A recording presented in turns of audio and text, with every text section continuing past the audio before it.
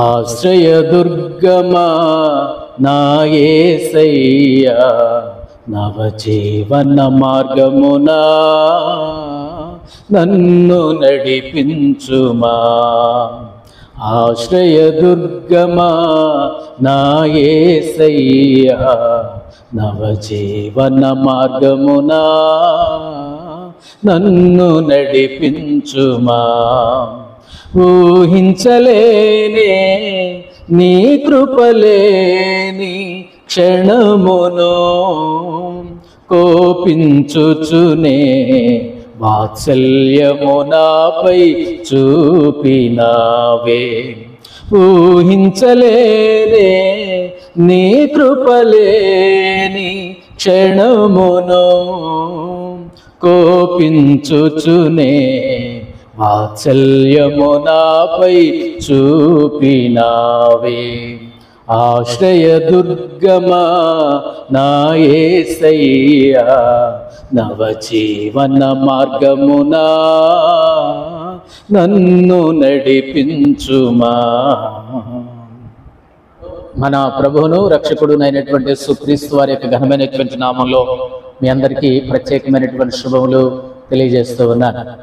మరలా ఒకసారి దేవుని యొక్క స్వరాన్ని వింటూ ఆయన యొక్క పాద సన్నిధిలో సమకూర్చబడి దేవుని యొక్క గొప్ప కృపను, ఆయన యొక్క ప్రేమను, ఆయన యొక్క కనికరాన్ని ధ్యానం చేసుకోవడానికి దేవుడు మనకు అనుగ్రహించినటువంటి గొప్ప శుభకరమైనటువంటి సమయాన్ని బట్టి దేవునికి మనం ఎంతగానో రుణస్థులమై ఉన్నాం.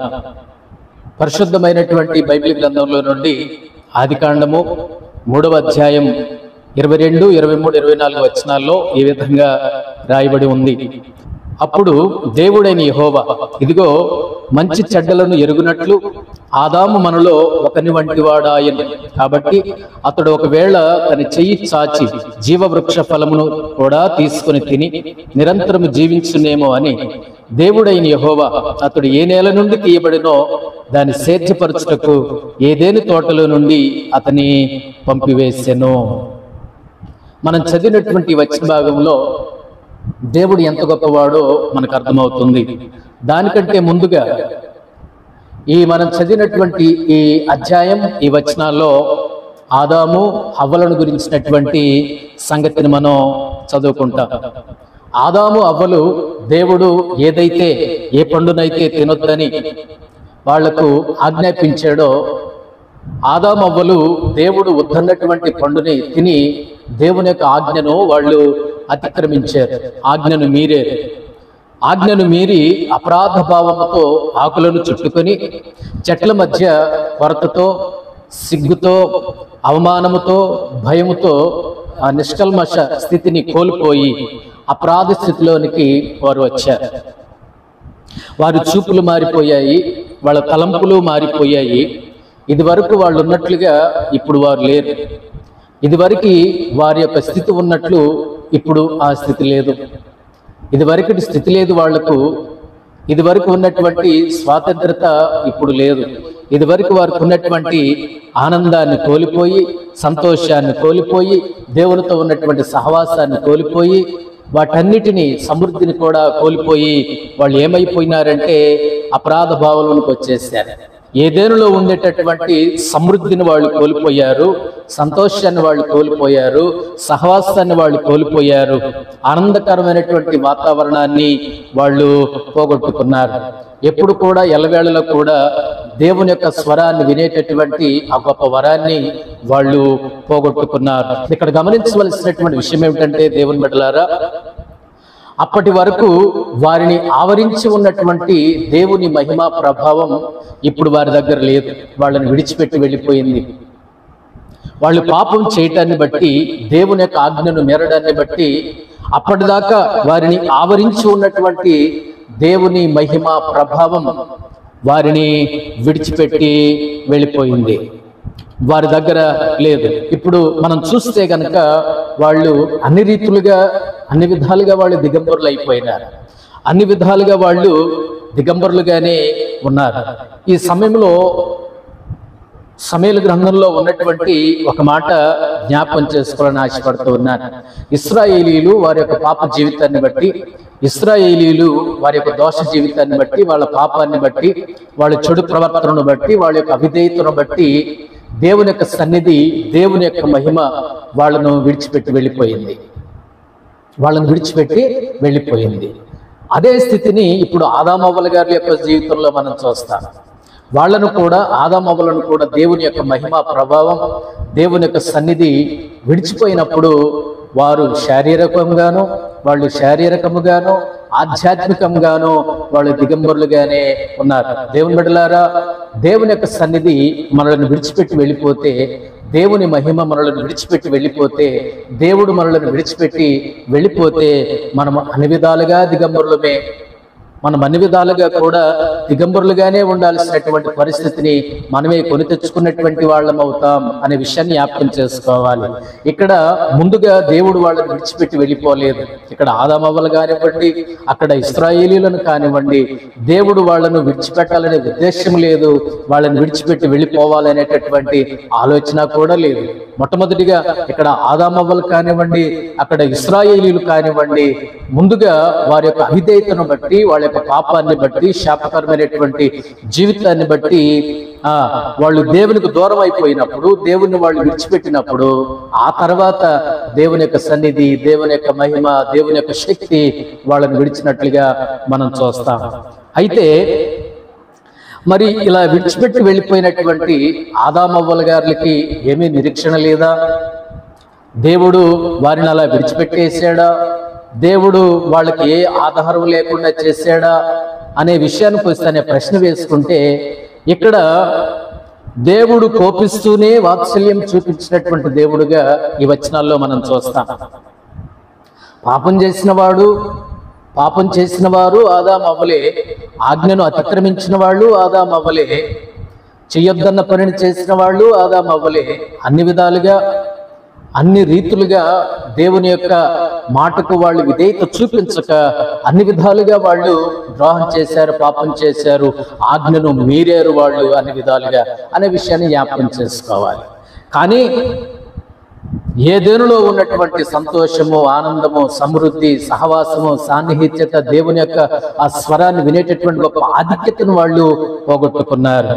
కానీ అలాంటి వారికి దేవుడు చూపించినటువంటి ప్రేమేంటి?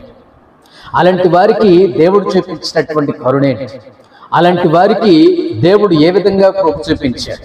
అలాంటి వారికి దేవుడు ఏ విధమైనటువంటి వాగ్దానం ఇచ్చాడు? అలాంటి వారికి దేవుడు ఏ విధమైనటువంటి నిరీక్షణ ఇచ్చాడో ఈ ఆదికాండం 3వ అధ్యాయం మనం ధ్యానం చేసుకుంటే మనకు అర్థమవుతుంది. ఈ సమయంలో దేవుని యొక్క ప్రేమ ఎలాంటిదో నేను 3 విషయాలు జ్ఞాపకం చేస్తాను. ఇలాంటి పరిస్థితుల్లో దేవుని యొక్క ప్రేమ ఎలాంటిదో, దేవుడు ఎంత గొప్పవాడో అన్న విషయాన్ని నేను జ్ఞాపకం చేయాలనుకుంటున్నాను. మన దేవుడు కోపిస్తూనే వాత్సల్యం చూపించేటటువంటి గొప్ప దేవుడు. మనం ఎంత దేవునికి దూరం అయిపోతున్నా, మనం ఎంత దేవుని విడిచి దూరంగా వెళ్ళిపోతున్నా, మనం ఎంత దేవునికి దూరం అయిపోతున్నా, మనం ఎంత దేవుని విడిచి దేవునికి బహుదూరముగా సాగిపోతున్నా కానీ మనల్ని విడవనటువంటి ప్రేమ, మనల్ని మరవనటువంటి ప్రేమ, దేవుణ్ణి మనము విడిచిపెట్టినంత ఈజీగా దేవుడు మనలను విడిచిపెట్టడు. దేవుణ్ణి మనం వద్దనుకున్నంత మాత్రాన్ని, వద్దనుకున్నంత ఈజీగా దేవుడు మనలను వద్దనుకోడు. దేవుని యొక్క ప్రేమ మనలను వెంటాడుతూనే ఉంటుంది. దేవుని యొక్క ప్రేమ మన కోసం బయలుదేరి మన వెంట వస్తూనే ఉంటుంది. ఉదాహరణకు చూస్తే, బెత్లెహేమును విడిచినటువంటి నయోమి మోయాబుకు వెళ్ళింది, కానీ దేవుని యొక్క ప్రేమ నయోమిని వెంటాడుతూనే ఉంది.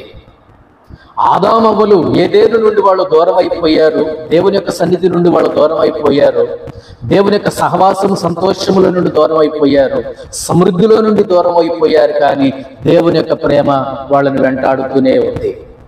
ఆ యెరూషలేము నుండి ఎరుకోకు ప్రయాణం అయిపోయినటువంటి యూదుని విషయంలో కూడా మంచి సమరయ్య కథలో మనం చూస్తాం. ఆయన యెరూషలేమును విడిచిపెట్టి ఎరుకోకి శపితమైనటువంటి శాపకరమైనటువంటి ప్రదేశానికి ప్రయాణమైపోతూనే ఉన్నాడు. ఆయన యెరూషలేమును విడిచిపెట్టాడు, కానీ దేవుడు ఆ వ్యక్తిని విడిచిపెట్టలేదు. దేవుని యొక్క ప్రేమను అక్కడ మనం చూస్తాం. తండ్రి ప్రేమలో నుండి, తండ్రి యొక్క సమృద్ధిలో నుండి, తండ్రి యొక్క సంతోషంలో నుండి, ఆ సర్వ సంపదల్లో నుండి ఆ చిన్న కుమారుడు దూరం అయిపోయాడు, కానీ తండ్రి ప్రేమ దూరం కాలేదు. దేవుని యొక్క ప్రేమ వెంటాడుతూనే ఉంది. ప్రియమైనటువంటి దేవుని బిడ్డలారా, ప్రియమైనటువంటి దేవుని యొక్క సంగమా, ఈ మాటలు వింటున్నటువంటి సోదరి స్నేహితుడా, నువ్వెంత దూరముగా దేవునికి జీవిస్తున్నా, నువ్వెంత దూరముగా వెళ్ళిపోతున్నా కానీ, నువ్వెంత దూరముగా మాట వినకుండా వెళ్ళిపోతున్నా కానీ, యోనాను వెంబడించినటువంటి ప్రేమే, యోనాను అనుసరించినటువంటి ప్రేమే నిన్ను కూడా అనుసరిస్తుంది. ఒకసారి తిరిగి చూస్తే, ఒకసారి గమనిస్తే, ఒకసారి చూస్తే గనక నీ దగ్గరలో, నీకు అందుబాటులో, నీ వెనుక, నీ సమీపమున, నీ పక్కన దేవుని యొక్క ప్రేమ నిన్ను అనుసరిస్తుంది, వెంటాడుతుంది అనే విషయాన్ని జ్ఞాపకం చేసుకోవలసినటువంటి వాడవై ఉన్నావు, దానవై ఉన్నావు అనే విషయాన్ని జ్ఞాపకం చేసుకోవాలి. మనం చదివినటువంటి వచ్చి భాగంలో ఈ ఆదికాండం 3వ అధ్యాయంలో దేవుని యొక్క ప్రేమను గురించి 3 సందర్భాలను నేను జ్ఞాపకం చేయాలని ఆశపడుతూ ఉన్నాను. ఆదామవ్వలు తప్పు చేశారు, ఏదేనును పోగొట్టుకున్నారు, సమృద్ధిని పోగొట్టుకున్నారు, సహవాసాన్ని పోగొట్టుకున్నారు, సంతోషాన్ని పోగొట్టుకున్నారు, దేవుని యొక్క స్వరాన్ని వినేటటువంటి గొప్ప వరాన్ని వాళ్ళు పోగొట్టుకున్నారు, దేవునితో ఉండే గొప్ప భాగ్యాన్ని వాళ్ళు పోగొట్టుకున్నారు. కానీ దేవుడు వాళ్ళని పోగొట్టుకోవడానికి ఇష్టపడలేదు. దేవుడు వాళ్ళని పోగొట్టుకోవడానికి ఇష్టపడలేదు. మరి ఏం చేశాడు వాళ్ళ గురించి దేవుడు చేసినటువంటి పని ఏంటి అనే విషయాన్ని గురించి నేను ఈరోజు మాట్లాడాలనుకుంటున్నాను. దేవుని యొక్క ప్రేమ ఆదాము హవ్వల మీద 3 విధాలుగా దేవుడు చూపించాడు. మొదటి విషయాన్ని నేను జ్ఞాపకం చేయాలని ఆశపడుతూ ఉన్నాను. 3వ అధ్యాయం 14వ వచనం, దేవుడు వాళ్ళతో మాట్లాడుతున్నాడు. ఆదామున్నాడు, హవ్వమ్మ గారు ఉంది, సర్పము ఉంది, దేవుడు ఇక్కడ ఉన్నాడు. వాళ్ళతో మాట్లాడుతూ మొట్టమొదటిగా ఏమని చెప్పాడంటే, దేవుడు సర్పాన్ని శపించాడు, దేవుడు సర్పాన్ని శపించాడు, భూమిని కూడా శపించాడు. కానీ ఇక్కడ ఆలోచించదగ్గవలసినటువంటి విషయం ఏమిటంటే, దేవుని బిడ్డలారా, ఆదాము గారిని దేవుడు శపించలేదు, హవ్వమ్మ గారిని దేవుడు శపించలేదు. మరి అలా శపించకపోతే దేవుడు అన్యాయస్తుడు అవుతాడు కదా. అంటే గనక ఇక్కడ దేవుడు చేసినటువంటి పని ఏమిటంటే, దేవుడు న్యాయవంతుడు కాబట్టి వాళ్ళిద్దరినీ దేవుడు శిక్షించాడు. ఆదాము గారిని దేవుడు శిక్షించాడు, హవ్వమ్మ గారిని కూడా దేవుడు శిక్షించాడు. శాపం మాత్రం సర్పానికి, శాపం మాత్రం భూమికి. మరి వీళ్ళిద్దరినీ దేవుడు శపించలేదు. ఇక్కడ ఒక విషయం అర్థం చేసుకోవాలి, దేవుడు ఎవరిని కూడా శపించేవాడు కాదు, ఆయన దీవించేవాడు, ఆశీర్వదించేవాడు అనే విషయాన్ని జ్ఞాపకం చేసుకోవలసినటువంటి వారమై ఉన్నాం. కానీ న్యాయవంతుడు కాబట్టి వాళ్ళిద్దరిని దేవుడు శిక్షించాడు. బిడలకనే విషయంలో హవ్వమ్మ గారిని దేవుడు శిక్షించాడు, భూమిని సేద్యపరిచే విషయంలో, కష్టపడే విషయంలో ఆదాము గారిని దేవుడు శిక్షించాడు. ఇక్కడ కోపిస్తూనే దేవుడు, శపిస్తూనే దేవుడు, సర్పాన్ని భూమిని శపిస్తూనే దేవుడు వీరి మీద ఏం చూపించాడంటే వాత్సల్యం చూపించాడు దేవుడు. ప్రియమైన దేవుని బిడ్డలారా, మన దేవుడు ఎంత గొప్ప దేవుడు, నువ్వు నమ్ముకున్న దేవుడు ఎంత గొప్ప దేవుడు, నువ్వు ఆరాధిస్తున్నటువంటి దేవుడు ఎంత గొప్ప దేవుడు, నువ్వు సేవిస్తున్నటువంటి, నువ్వు నమ్ముకున్నటువంటి దేవుడు ఎంత గొప్ప దేవుడు అనే విషయాన్ని ఇక్కడ జ్ఞాపకం చేసుకోవలసినటువంటి వారమయ్యన్నా, దానవయ్యన్నా, వాడవయ్యన్నా. దేవుడు మనలను ఆశీర్వాదానికి వారసులుగా దేవుడు మనలను ఏర్పరచుకున్నాడు, పిలుచుకున్నాడు, కానీ శాపాన్ని కాదు అనే విషయాన్ని జ్ఞాపకం చేసుకోవాలి. నువ్వు ఇంకా శాపకరమైనటువంటి జీవితం జీవిస్తున్నావంటే అది నీ లోపమే, అది నీ పాపమే, అది నీ తప్పే. నీ శాపానికి నువ్వే బాధ్యుడవు, నువ్వే బాధ్యురాలివి అనే విషయాన్ని జ్ఞాపకం చేసుకోవాలి. దేవుడు ఎవరిని శపించడు. ఇక్కడ వీళ్ళిద్దరిని దేవుడు శపించలేదు, శిక్షించాడు. న్యాయవంతుడు కాబట్టి శిక్షించాడు. కాబట్టి దేవుని బిడ్డలారా, వీళ్ళిద్దరి విషయంలో దేవుడు వాళ్ళను శపించక శిక్షించాడు. నువ్వు అనుకోవచ్చు, బహుశా దేవుని దగ్గర ప్రేమ ఏముందండి, దేవుడు నా విషయంలో చాలా తప్పు చేశాడండి, దేవుడు మమ్మల్ని శపించాడండి, దేవుడు మమ్మలను శాపాన్ని గురి చేశాడండి, దేవుడు నాకు శాపగ్రస్తమైనటువంటి స్థితిని ఇచ్చాడండి అంటే తప్పు. దేవుడు ఆశీర్వదించే దేవుడే కానీ శపించే దేవుడు కాదు అనే విషయాన్ని జ్ఞాపకం చేసుకోవాలి. నీ శాపానికి నువ్వే బాధ్యురాలివి, నువ్వే బాధ్యుడివి అని జ్ఞాపకం చేసుకోవాలి. ఆదామవ్వలను దేవుడు శిక్షించాడు గాని శపించలేదు అనే విషయాన్ని జ్ఞాపకం చేసుకోవాలి. శపించే బుద్ధి అది మనిషిది, శపించే బుద్ధి అది సాతానుడిది. శాపగ్రస్తమైనటువంటి స్థితిలోనికి తీసుకొని వచ్చేది సాతానుడు. కానీ ఆశీర్వాదానికి నడిపించేది, దీవెనలోనికి నడిపించేది మన ప్రభువైనటువంటి యేసుక్రీస్తు వారని మనం జ్ఞాపకం చేసుకోవలసినటువంటి వారమై ఉన్నాం. ఆదామవ్వల విషయంలో 3 విధాలుగా దేవుడు చూపించినటువంటి ప్రేమలో ఇది మొదటిది. దేవుడు వాళ్ళను శిక్షించాడు గాని శపించలేదు. చూసారా దేవుని యొక్క ప్రేమ? దేవుని యొక్క ప్రేమ ఎంత అద్భుతమైనటువంటి ప్రేమ చూసారా? దేవుని యొక్క ప్రేమ ఎంత ఘనమైనటువంటిదో ఒకసారి చూసారా? దేవుని యొక్క ప్రేమను గమనిస్తున్నావా? దేవుని యొక్క మనస్సును నువ్వు గమనిస్తున్నావా? దేవుని యొక్క చిత్తమేమిటో నువ్వు గ్రహిస్తున్నావా? నిన్ను శిక్షించిన మాట నిజమే కావచ్చు, కానీ దేవుడు నిన్ను శపించలేదు. సహోదరి, నిన్ను శిక్షించిన మాట నిజమే కావచ్చు, దేవుడు నిన్ను శపించలేదు. సహోదరుడా, దేవుడు నిన్ను శిక్షించిన మాట నిజమే కావచ్చు, కానీ దేవుడు నిన్ను శపించలేదు. నువ్వే నీ జీవితాన్ని బట్టి, నీ మనస్సును బట్టి, మారినటువంటి నీ యొక్క జీవితాన్ని బట్టి నువ్వే శాపకరమైనటువంటి జీవితం జీవిస్తున్నావు. నీకున్నటువంటి శాపానికి దేవునికి సంబంధం లేదు అనే విషయాన్ని జ్ఞాపకం చేసుకోవాలి.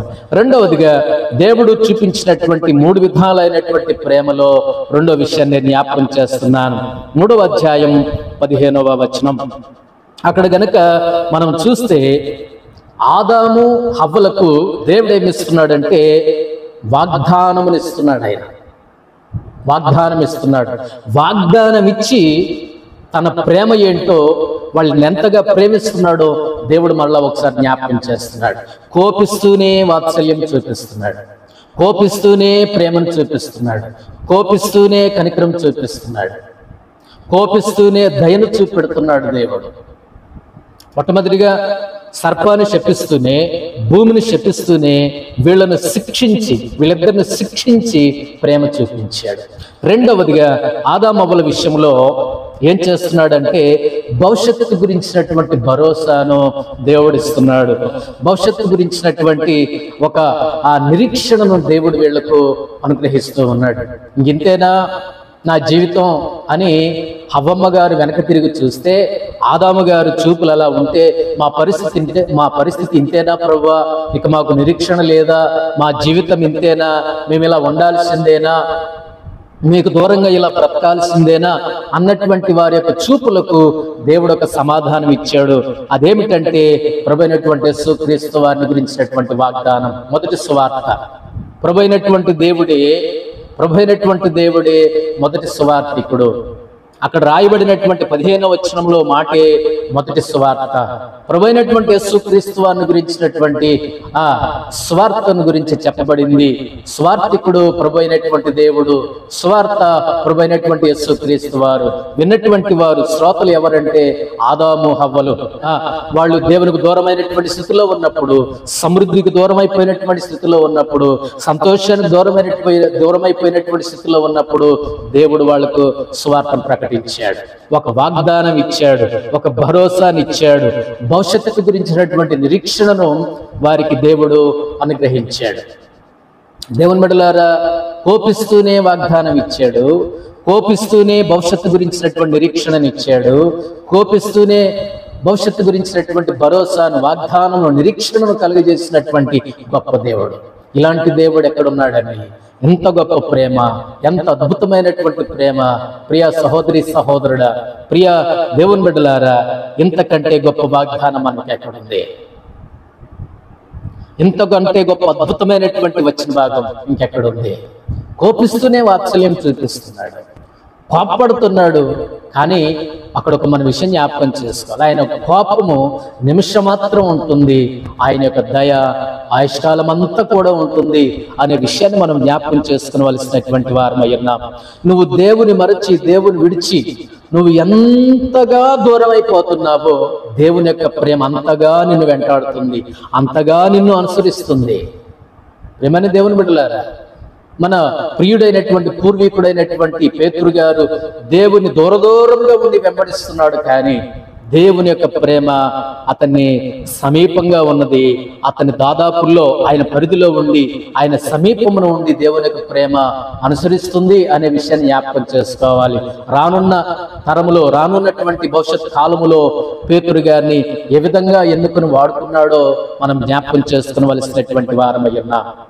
నువ్వు దేవుని విడిచినటువంటి రోజులు ఉన్నాయి, కానీ నువ్వు దేవుని మరిచినటువంటి పరిస్థితులు ఉన్నాయి, కానీ నిన్ను దేవుడు ఏ ఒక్కరోజు విడిచిపెట్టలేదు. దేవుడు ఏ ఒక్కరోజు నిన్ను మర్చిపోలేదు. దేవుడు విడిచిపెట్టిన సందర్భాలు లేవు. నువ్వు దేవుని విడిచిపెట్టినటువంటి సందర్భాలు ఉన్నాయి, కానీ దేవుడు నిన్ను విడిచిపెట్టిన సందర్భం ఒక్కటి కూడా లేదు అనే విషయాన్ని జ్ఞాపకం చేసుకోవలసినటువంటి వారమై ఉన్నాం. అది రెండవది.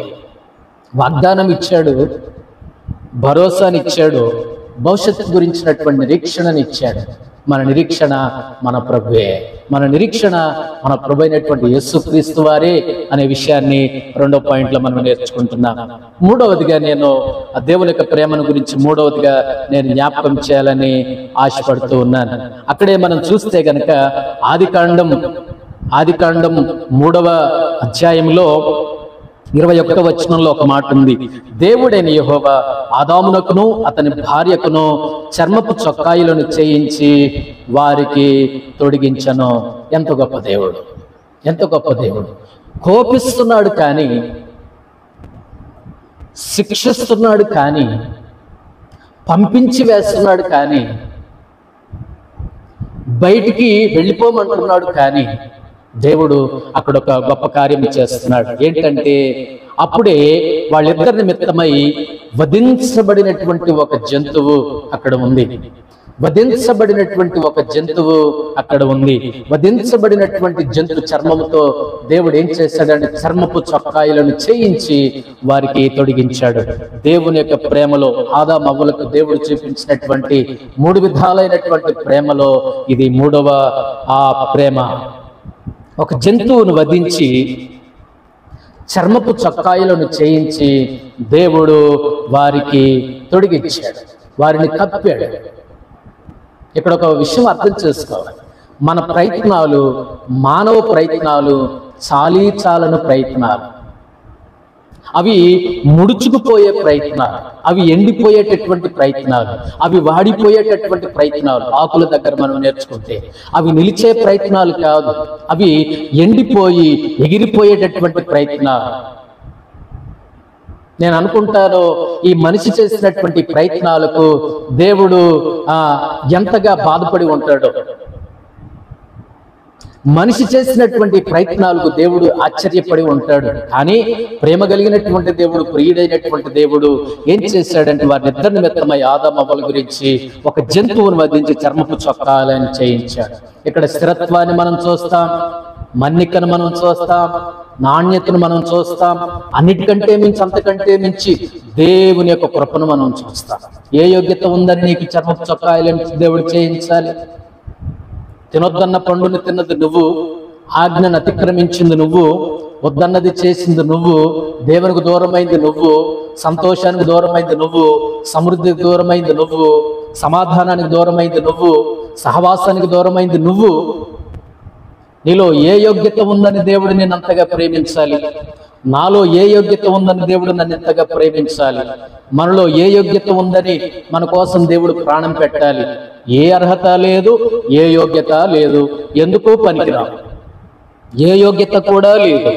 కానీ మన నిమిత్తమై వధించబడినటువంటి ప్రభు అయినటువంటి యేసుక్రీస్తు వారు ఉన్నారు. ఆనాడు ఆదాము అవ్వల నిమిత్తమై వధించబడినటువంటి గొర్రెపిల్లగా ఆదాము వాళ్ళిద్దరి విషయంలో వధించబడినటువంటి గొర్రెపిల్లగా జంతువుగా అక్కడ ఉంది. కానీ ఈ రోజున మన నిమిత్తమై, నా గురించి, నీ గురించి, మనందరి నిమిత్తమై దేవుడు వధించబడినటువంటి గొర్రెపిల్లగా ప్రభువైనటువంటి యేసుక్రీస్తు వారు కలువరి శిలువలో ఆయన మరణించాడు, రక్షణ వస్త్రాన్ని ధరింపజేశాడు. ప్రియమైనటువంటి దేవుని బిడ్డలారా, ఈ సమయంలో ఈ మూడవదిగా దేవుడు చూపించినటువంటి ప్రేమలో ఇది 3వ పద్ధతిని మనం చూస్తాం. ఇది 3వ విధానం. ఆయన చూపించినటువంటి ప్రేమలో ఇది 3వది. ఎంత గొప్ప దేవుడు అండి! కోపిస్తూనే వాత్సల్యం చూపించాడు. వాళ్ళని దిగంబరులుగా పంపివేయడం దేవునికి ఇష్టం లేదు. వాళ్ళు దిగంబరులుగా ఉండటం దేవునికి చిత్తం కాదు. ఎంత గొప్ప ప్రేమ, ఎంత గొప్ప అద్భుతమైనటువంటి ప్రేమ అండి! మన దేవుడు మన గురించి ఎంతగా ఆలోచిస్తాడండి. మన ఆలోచనలు అస్థిరమైనటువంటివే, దేవుని యొక్క ఆలోచనలు స్థిరమైనటువంటివి అనే విషయాన్ని మనం ఇక్కడ జ్ఞాపకం చేసుకోవలసినటువంటి వారమై ఉన్నాం. వాళ్ళకు ఒక నిరీక్షణ ఇచ్చి పంపించాడండి, వాళ్ళకి వస్త్రాలు వేపించి పంపించాడండి, వాళ్ళను శపించకుండా శిక్షించి పంపించాడండి. దేవుని బిడ్డలారా, దేవుని యొక్క సంగమ, ఈ మాటలు వింటున్నటువంటి సోదరి స్నేహితులారా, దేవుడు నిన్ను శిక్షించాడేమో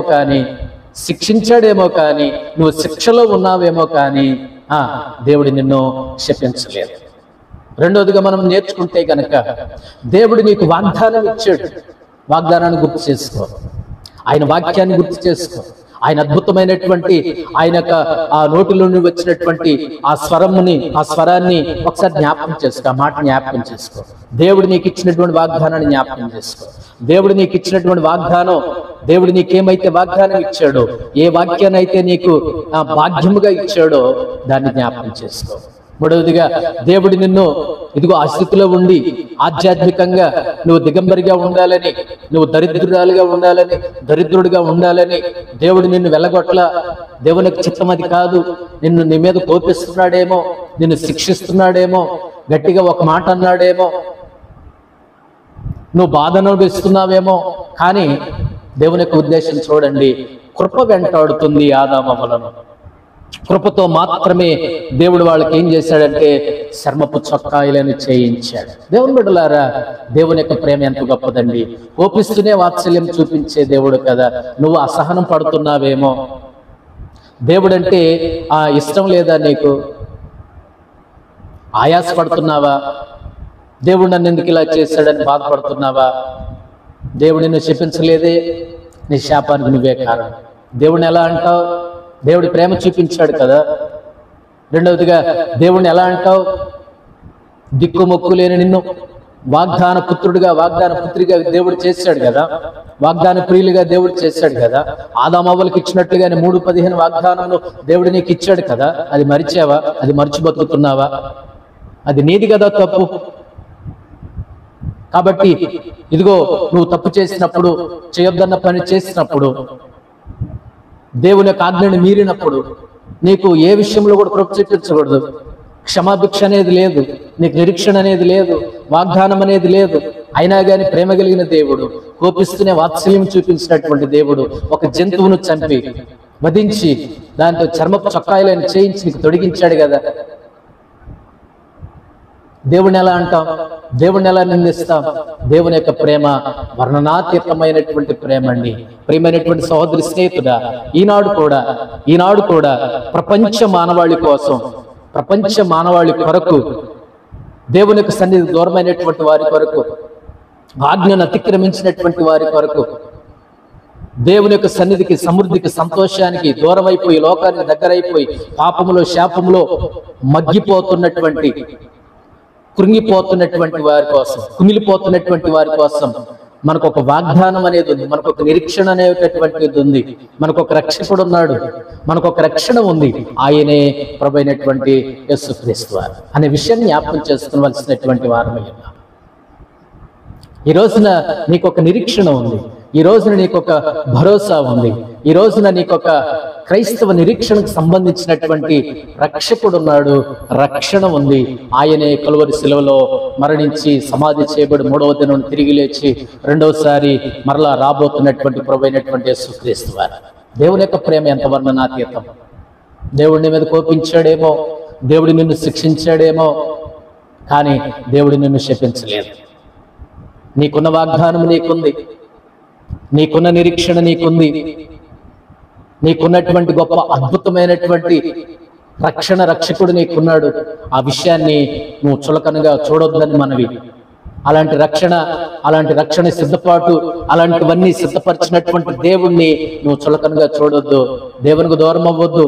సన్నిధి నుండి, సమృద్ధి నుండి, సహవాసం నుండి, నిరీక్షణ నుండి, సంతోషము నుండి దేవునికి దూరంగా బతకొద్దు. దేవుని బిడ్డలారా, దేవునికి సమీపంగా బ్రతకండి, దేవుని యొక్క సన్నిధిలో బ్రతకండి, దేవుని యొక్క సహవాసములో బ్రతకండి. నీకు అన్నీ కూడా దేవుడు సిద్ధపరిచి ఉంచాడు. ఆదమవ్వలకు వాళ్ళకి కావలసినవన్నీ ఏ విధంగా అయితే ఏదేనులో దేవుడు సిద్ధపరిచి ఉంచాడో, ఈనాడు నా రక్షణ పొందుతున్నటువంటి వారికి, రక్షణ పొందాలనుకునేటటువంటి వారికి, సర్వ మానవాళి కొరకు కావలసినవన్నీ కూడాను ఆ రోజు వాళ్ళకి ఏదేనులో ఉంటే ఈ రోజున మనకు కావలసినవన్నీ కూడా మన ప్రభువైనటువంటి యేసుక్రీస్తు వారిలో గుప్తములై ఉన్నాయి. సర్వ సంపదలు ఆయన యందే గుప్తములై ఉన్నాయి. దేవునికి సమీపంగా వస్తావా? దేవుని సన్నిధిలో బ్రతుకుతావా? దేవుడిచ్చే సంతోషంలో బ్రతుకుతావా? దేవుని యొక్క స్వరాన్ని వింటూ బ్రతుకుతావా? ఆయన పాదాల దగ్గర బ్రతుకుతావా? ఆయన మందిరపు సరిహద్దుల్లో బ్రతుకుతావా? ఈ సంతోషము నీకే, ఈ సమాధానము నీకే, ఈ రక్షకుడు నీకే, ఈ రక్షణ నీకే. ఎంత గొప్ప దేవుడు! దేవుని యొక్క ప్రేమను చులకనగా చూడకు, దేవుని యొక్క వాత్సల్యమును చులకనగా చూడకు, దేవుని విడిచి దూరంగా ప్రయాణం చేయకు, దేవుని సన్నిధిని మరిచి బహుదూరంగా వెళ్ళిపోవద్దు.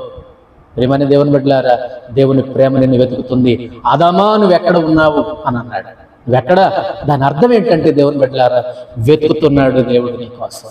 ఆదాము కోసం దేవుడు వెతుకుతున్నాడు. ఆదాముని దేవుడు పిలుస్తున్నాడు. ఈరోజు నీ మాట వింటున్నటువంటి సోదరి స్నేహితుడా, దేవుడు నిన్ను పిలుస్తున్నాడు, దేవుడు నిన్ను వెతుకుతున్నాడు.